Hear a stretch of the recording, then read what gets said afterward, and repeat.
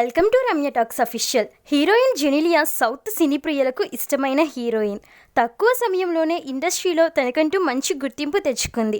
తెలుగుతో పాటు తమిళం, మలయాళం, కన్నడ భాషల్లోనూ అనేక హిట్ చిత్రాల్లో నటించింది. అలాగే హిందీలోనూ ఎన్నో సూపర్ హిట్స్ చేసింది.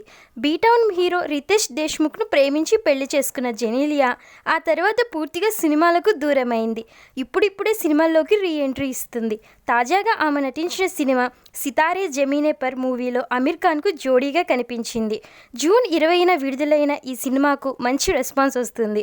అయితే ఈ మూవీ ప్రమోషన్స్లో భాగంగా ఓ ఇంటర్వ్యూలో పాల్గొన్న జెనీలియాకు సౌత్ సినిమాల హీరోయిన్ రోల్స్ గురించి ప్రశ్నలు అడగ్గా యాంకర్కు స్ట్రాంగ్ కౌంటర్ ఇచ్చింది. బలమైన పాత్రలు లభించవు అనుకోవడాన్ని ఖండించారు జెనీలియా. ఒకసారి నేను నటించిన దక్షిణాది సినిమాలు చూడండి, నాకు మంచి పాత్రలు దక్కాయి.